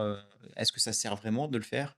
Ou est-ce que tu te fais plaisir? C'est pourquoi déposer des brevets? Pour moi, tu sais, c'est pas un truc qui fait particulièrement plaisir, mais ça permet d'entrer dans des incubateurs, bah, comme, Station F, sinon moi D'accord. j'avais 0 porte d'entrée, en fait, après je rentre aussi à l'accélérateur HEC Ouais. sur lequel, la joaillerie, y a pas du tout leur positionnement, mais tu fais de la joaillerie innovante, donc tu as des brevets, donc il y a D'accord. des trucs sur lesquels, ça te permet quand même de rentrer OK. et d'être crédible sur ton positionnement qui est, bah, moi, pour moi, l'innovation et la technique, c'est des trucs qui sont passionnants et que je trouve génial à travailler dans nos métiers et où il y en a pas finalement pas tellement Oui. et Et donc ça c'est quoi permet l'i déjà de ouais, positionner la marque, ouais. dans un premier temps, essayer de pas trop se faire copier. Ça fait une petite Mais barrière à l'entrée de ouais, genre: «Attention, il y a des brevets donc faites oui, attention». Même si ça empêche pas les gens de te copier, mais c'est un investissement qui te permet ouais, de positionner la marque comme marque innovante. et ça coûte quoi? Un brevet? Alors ça, c'est encore un grand truc, bien sectorisé, c'est que soit tu peux déposer en France, en Europe, Eh oui. mondial. Moi, j'avais déposé d'abord mondial, et après tu valides des pays, puis Mmh. tu es pas obligé de tu les revalides tous les 2 ans, donc tu Ouais, es pas obligé de tous les garder. Donc tu as plein de strates comme ça peut te coûter, si tu veux poser un brevet, sur, le monde entier et le valider pendant, 10 ans, ça coûte des centaines de milliers d'euros. Si tu veux être plus gentil, tu fais d'abord monde et puis quand tu dois choisir tes pays, bah, tu choisis que ton pays clé. Enfin, voilà. d'accord. C'est vraiment un truc à strat et qui Ouais, peut très vite devenir complètement dingue. ouais, et la protection de la marque? Marimas? Ouais, Tu l'as protégé à l'international aussi? ouais. Ouais, et ça coûte quoi ça? Franchement, c'était au début, je me rappelle plus des je l'ai Mais dé c'est pour quelques petit à milliers petit. d'euros? Ouais, Ouais, ouais. petit à petit, J'ai fait step petit by à step. petit. Ouais, j'ai d'abord fait France et Europe parce que Ouais, c'est le plus facile et après tu as des pays aussi où c'est le premier qui l'utilise qui «gagne» entre guillemets. ouais, Tous ces trucs en fait de propriété intellectuelle, c'est à la fois tu le fais, mais à la fois tu sais très bien que ça si te tu as un protège pas mastodonte qui vraiment. te Ouais. copie, c'est pareil sur le design en fait. Si tu as quelqu'un Mmh. qui te copie aux États-Unis, en fait, tu peux pas aller te battre. Ouais. C'est ce qui nous enfin, ça nous arrive aussi en ce moment donc Mmh. tu peux, faire des lettres et cetera, mais en vrai, tu iras jamais payer un avocat américain Non, pendant 2 ans pour se battre sur la propriété intellectuelle d'un non. bijou, alors que tu dis: «Bon, bah, j'ai le cerveau, je vais en refaire d'autres», tu vois? Ouais, Ça coûte moins cher d'aller refaire des collections et d'aller recréer des idées que de se battre. et puis Ouais, c'est tellement d'énergie négative c'est clair. OK. donc tu protèges, mais à la fois, Et ton tu marché, restes il est jeune. où? Ton le gros de ton marché, c'est quoi? Les États-Unis, c'est une bonne partie de notre Ouais. marché et après on a Ils achètent énormément de joaillerie, c'est ouf. Qu'est-ce qui leur plaît chez toi? C'est l'innovation, c'est le ouais, côté Frenchy, je c'est pense que Marimas Paris? ouais, le design, l'innovation, en fait, il y a moins le ici, on a quand même une grosse, puissance des gros groupes, de la Mmh. place Vendôme, Mmh. qui sont tellement arrosés de publicité partout que personne sait qu'on existe enfin, que les créateurs existent. Ouais. Alors que là-bas, ils ont moins cette puissance-là et il y a Mmh. beaucoup plus d'indépendants et beaucoup plus de créateurs. Par contre, il y a une quantité Concurrence de de dingue concurrence qui est incroyable en joaillerie. et de gens qui font vraiment des trucs cool. Ce qui est génial aussi parce Mmh. que c'est excitant de voir aussi des gens qui font des trucs Qu'est-ce qui géniaux. fait des trucs cool là-bas? Ouais, il y a plein de créateurs qui font des Ah trucs, ouais? ouais, ouais, ouais. Drop-moi deux trois noms. Bah, tu Tu bien? un bah, alors en plus qui est même pas américain, mais tu as Nikos Koulis qui est grec, qui fait des trucs incroyables. Mmh. Nikos Koulis. Ouais, D'accord. Vas-y, hein. tu un Fernando Roger qui est aussi anglais, qui fait des trucs aussi hyper chouettes. Tu Glenn Spiro qui est aussi anglais, qui fait des trucs incroyables. Il y en a vraiment des tonnes et qui sortent vraiment de ce que nous on voit, de Place Vendôme, ici. OK. Ah, c'est canon. Nikos Koulis, c'est pas mal, hein. Ouais, après c'est des très grosses pièces aussi. OK. Très statement. Ouais. OK, tu veux l'emmener où cette boîte? The Heu sky is the limit? En haut de Moi, je veux la l'amener surtout à faire des collections, hyper surprenantes, hyper innovantes et à surprendre les clients, ouais. ouais, Plus qu'à te dire que je veux faire, tant de millions de chiffre d'affaires, moi, c'est pas ouais. vraiment ça le C'est chiffre quoi t d'affaires ouais, permet de faire du design, mais c'est pas le but en soi de me dire en me couchant, «J'ai fait tant de chiffre d'affaires». c'est quoi ton drive? C'est de pouvoir faire du design C'est et de ouais, pouvoir aller à l'atelier, fabriquer des te trucs, structurer pour, faire ouais, 100 de création, quoi. ouais. Ouais, Je sais que 100 ça arrivera jamais, mais au moins franchement 70 ça serait hyper chouette. ça serait énorme. Non, mais aujourd'hui, c'est quoi? C'est vraiment 5 10 Ouais, même rien. pas.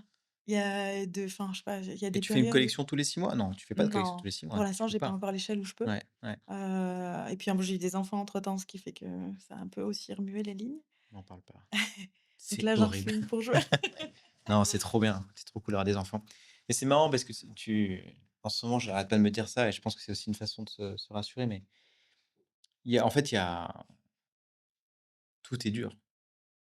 Non, mais tout est dur dans le sens où avoir des enfants, c'est dur, ne pas avoir d'enfants, c'est dur, Mmh. être, salarié, c'est dur, être, entrepreneur, c'est dur, être jeune, c'est dur, être vieux, c'est dur.